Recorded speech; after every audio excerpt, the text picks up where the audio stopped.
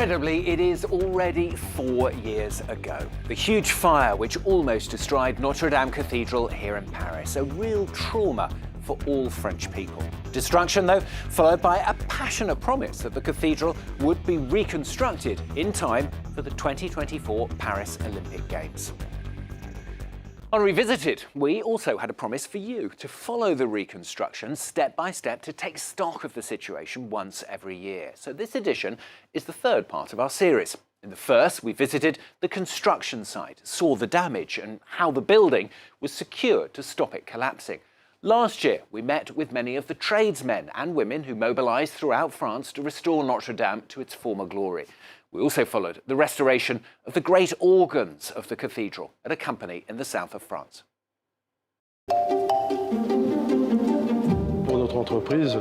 For our company, it's rather rewarding to participate in the restoration of the organ in this place. It's real. It's Notre Dame. There's no question. It means a lot to us, that's for sure. But before the organs are put back in place, there is still much work to do at Notre Dame. This year, 2023, will really crucial to the project. The cathedral's spire must rise again into the Parisian sky by the end of the year. Well, in this new edition of Revisited, then, we meet the people rebuilding the spire of the architect Viollet-le-Duc. We'll also see that as all the work progresses, others have been digging microscopically through its entrails, looking for clues as to the monument's history. Julien Sauvaget with Catherine Norris-Trent revisit Notre Dame for France 24.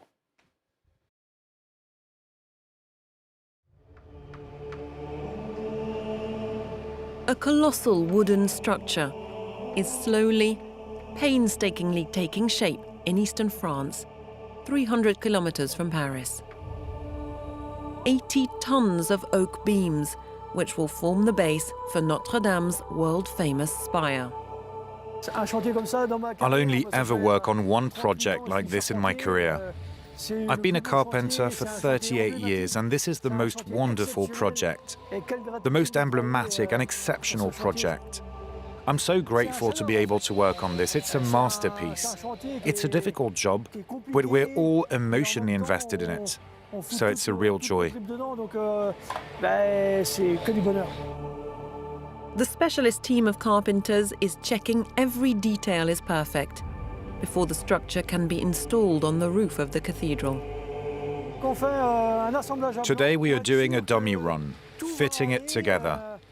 So if there are little things to sort out, we'll correct them, so we can be sure it will all work on site.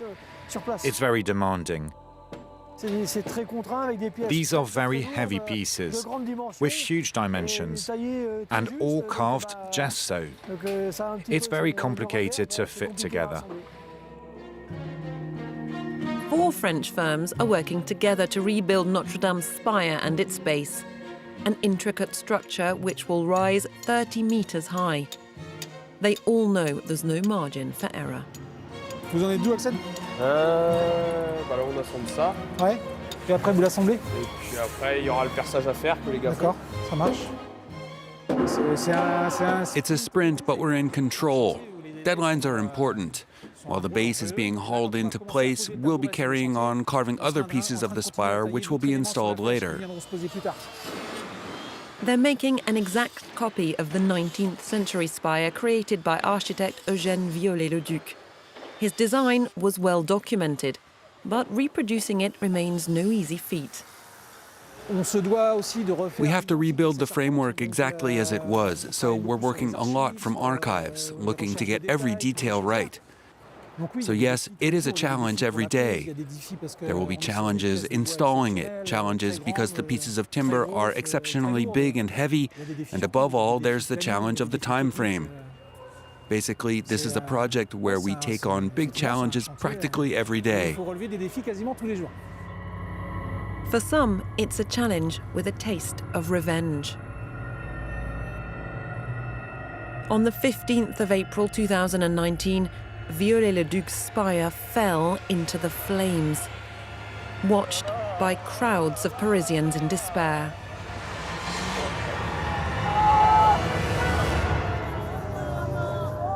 At the time, the firm Le Bras Frères was restoring Notre Dame's roof. boss Julien Lebras bitterly recalls being suspected of setting off the blaze. When you see a jewel of architecture such as Notre Dame go up in smoke before you, when you've just begun work on what was without doubt one of the best projects of your career, it's obviously a cataclysmic shock.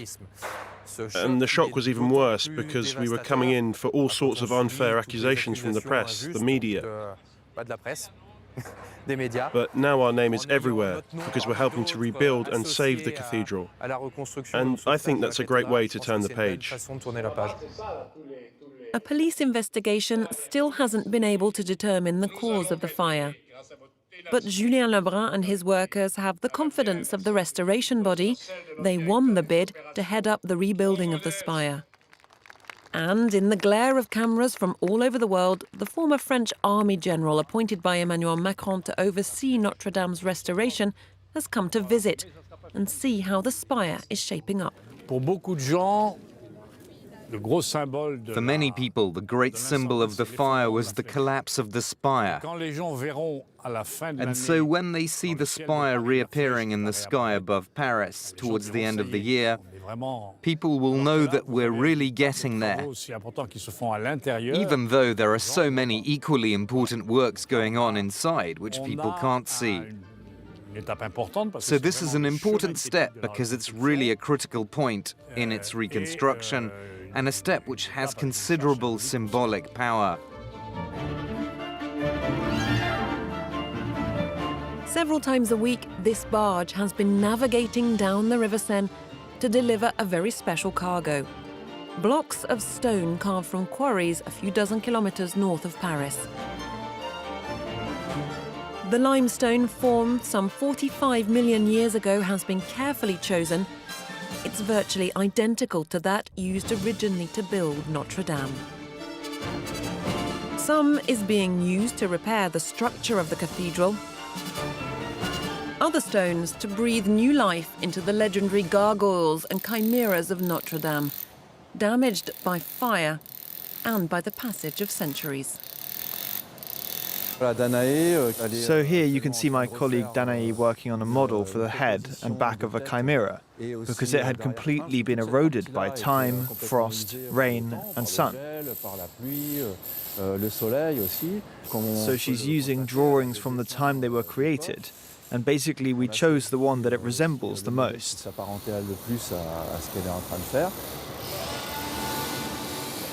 But old sketches of these grimacing creatures, known as the guardians of Notre Dame, aren't always precise. So the sculptors have room for just a little artistic license. We try to be faithful to the design. We're not really creating them, but it is a drawing we're working off. So there's always a bit of a gap with reality. The paws, for example, don't look like the drawing, because it was probably sketched quite quickly. So we've had to interpret how they'd be, even though we're not strictly designing them. These clay sculptures won't adorn the heights of the cathedral. They'll serve as models for a new generation of statues carved in the freshly quarried stone. The chimera restored by Danae will go into a museum exhibition on the restoration. I'm going to do a slight movement on the head so it looks a bit more lively, but I'm not sure whether it will be accepted or not.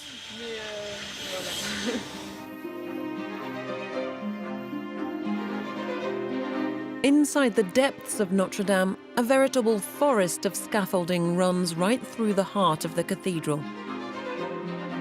It's difficult to make out its grandiose walls or pillars through the labyrinth of metal tubes. But the occasional opening provides a breathtaking glimpse of what the monument will look like once restoration is complete. Some parts have already been restored to a blonder, whiter stone that we weren't used to seeing. Visitors coming to discover the cathedral will be coming inside in a little more than a year, and they'll discover Notre Dame really amplified as it's never been seen in living memory. In some areas where the structure's already been restored to near its former glory, the scaffolding makes way for those workers behind the tarpaulins, perfecting every last detail. Marie Parent is meticulously restoring Notre Dame's choir wall, which dates back to the 14th century. On est à la clôture du chœur sud. You can see when there are small white dots there. I'm going to put a little bit of colour in. And the black line breaks off at times. So I'm going to continue it here a little bit, so that the eye isn't caught up on things that bother it and stop us enjoying the coherence of the whole thing. And Marie isn't the only one concentrating on minute details. In Brittany, scientists are also working to reconstruct the past. Delphine Barbier-Pin is analysing samples taken from a sarcophagus discovered under the floors of Notre Dame, and she's hunting for grains of pollen. So we add different acids one after the other in order to eliminate everything here that's not pollen, which is extremely resistant. It's made of a material close to that of the exoskeleton of insects. Pollen will help piece together the mysteries of these samples, collected during a preventive dig in 2022 to find out what lay under the transept crossing. Amazed archaeologists unearthed statues, sculptures, and fragments of the cathedral's 13th century rood screen. They also discovered 2 lead sarcophagi containing human remains. The presence of holes in them allowed us to insert a keyhole camera, and so we were able to see inside in real time.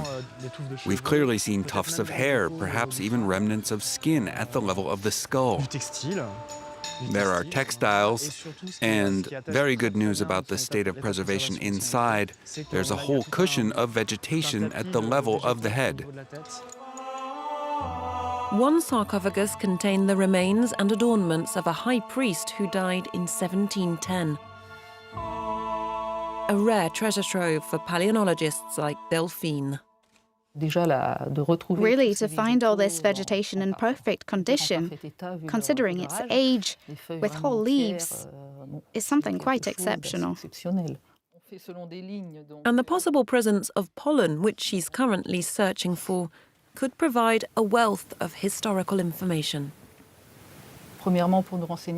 Firstly, that could tell us about which plants they placed under him, so we could learn about the funeral rites, but we'd see if there were any post-mortem practices, such as external embalming with a plant paste, or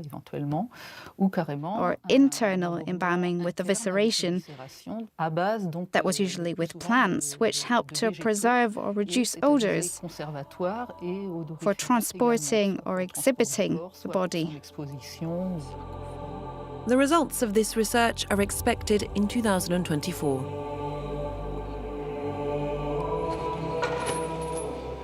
Meanwhile, the first elements of Notre Dame's spire have arrived on site.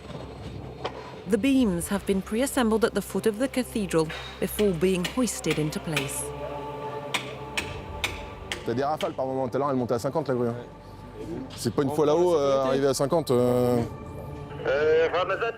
Each element weighs nearly 5 tons and has to be lifted to a height of more than 60 meters without swaying and colliding with the monument or the scaffolding. It's very delicate because of the sheer weight of the elements to be assembled, and we have to fit them between the scaffolding and the masonry. It's all going to be down to the skill of the crane operator who will do all the work up there. Then our carpenters will be up there to guide the piece into its right place, and then we do fine-tuning once they're in place. Precision is going to be essential. Elle est pas mal en niveau. Il manque pas grand-chose. Là, elle pourrait même arriver comme ça parce qu'on sera en appui sur le pied là et après tu redescends le pied, ouais. Ouais, c'est bien ça.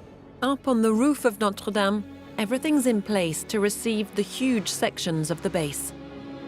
Once they're installed, the carpenters can start assembling the spire.